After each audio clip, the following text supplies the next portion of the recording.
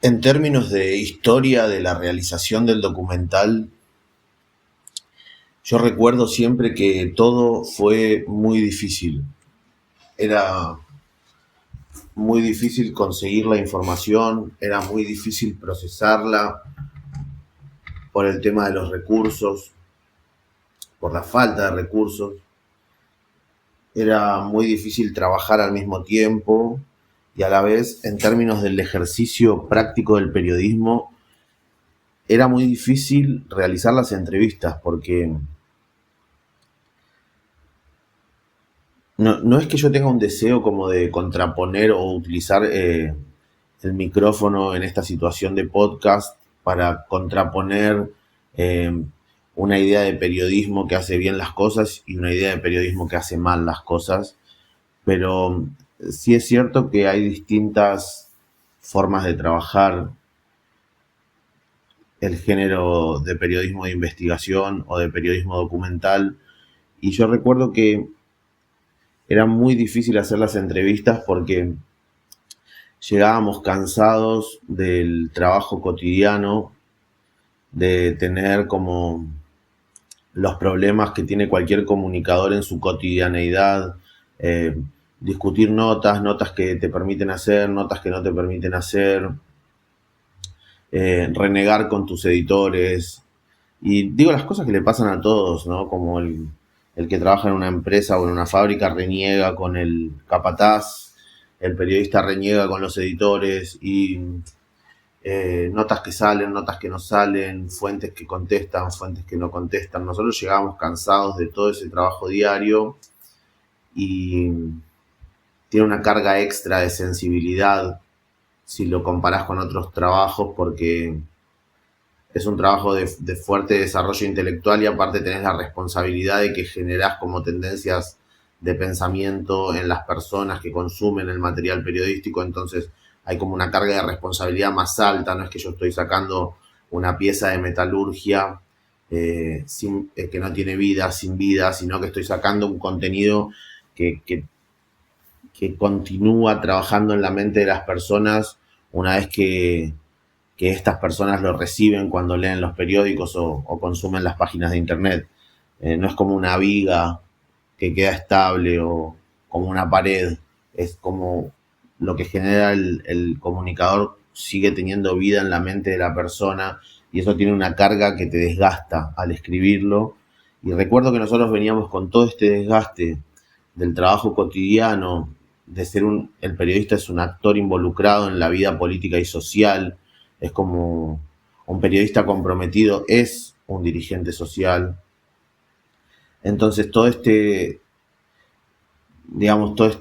a día de ejercer el periodismo en la frontera y de trabajar en los periódicos nos generaba un desgaste, y sobre ese desgaste es que después teníamos que ir en nuestro tiempo libre a entrevistar.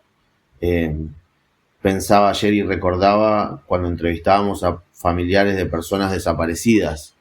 Y no es por contraponer, como decía recién, un estilo de periodismo con otro, pero en la actualidad hay gente que va a la frontera y no dialoga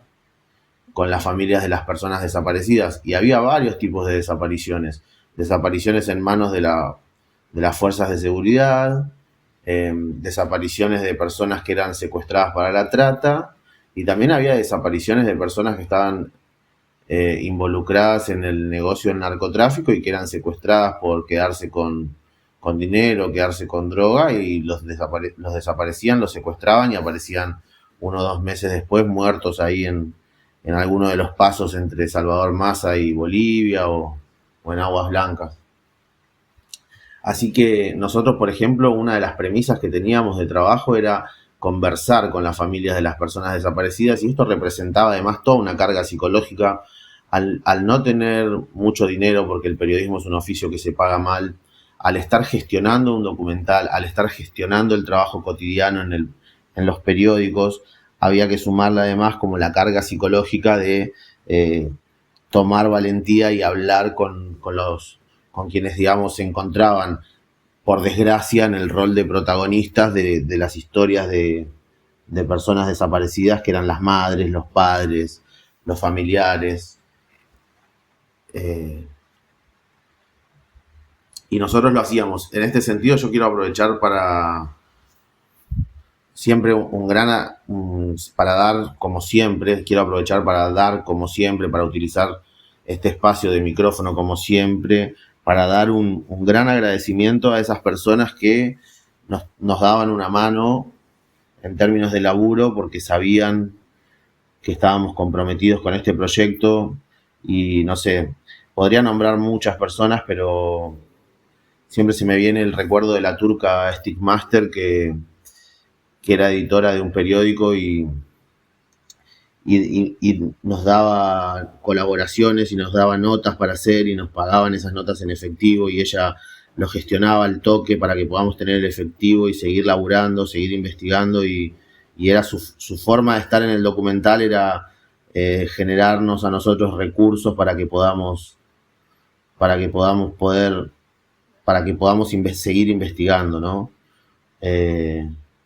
Para que podamos seguir investigando, y ella en su rol de editora nos daba una mano grande dándonos notas para hacer, nos pagaba bien. Y así como la turca, mucha gente que nos ayudaba y nos tiraba colaboraciones, artículos que no eran grandes pagos, pero que te permitían sin duda seguir en actividad y poder tomar un poco de aire, respirar y seguir escribiendo, seguir investigando. Y a mí, cuando pienso en toda la gente que me ayudó, de toda la gente que aprendí, mucha gente, los jefes, los compañeros, los que apoyaron, los que no entendieron el documental en su momento, siempre pienso, y estoy igual de todas formas muy agradecido con todos, pero tampoco es posible nombrarlos uno por uno. Pero si tuviera que aprovechar, digamos, creo que todo lo bueno que recibimos de mucha gente que nos daba laburo y nos tiraba notas y crónicas y nos daba, como dicho mal y pronto en lenguaje criollo, como changas periodísticas para poder tener dinero a mano y viajar a la frontera. Y en ese sentido siempre me acuerdo de la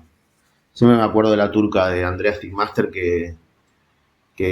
su forma de participar en estas investigaciones, de participar en estas denuncias, era darnos una mano muy grande generando recursos, y en su rol de editora darnos notas y comprometida a pagarnos, y nosotros sabíamos que tal día la encontrábamos y ella nos pagaba el trabajo que hacíamos. Era editora de un periódico, enviábamos notas al periódico, ella nos pagaba, y así había mucha gente que nos ayudaba, y que sin ellos, sin todos los que ayudaron, sin todos los que nos enseñaron, hubiese sido imposible hacer el documental. Así que eso es algo que quería decir, ¿no? En términos de periodismo, es imposible aguantar toda la presión de hacer un documental en una zona peligrosa como la frontera si no contás con el respaldo, con el apoyo de la gente que se involucra de distintas formas. Algunos te dan un aprendizaje, otros te dan un consejo, otros se oponen, pero aún así son de bendición, porque en ese oponerse te ayudan a fortalecerte, y otros directamente te gestionan recursos y te dan plata y te ayudan desde ese lugar. Y yo creo que, para mí, quería decirlo porque la ayuda que nos daba la turca dándonos notas a nosotros, yo le digo la turca porque su apellido es Stickmaster, y la ayuda que nos daba era impresionante, y siempre la voy a recordar y la voy a valorar mucho.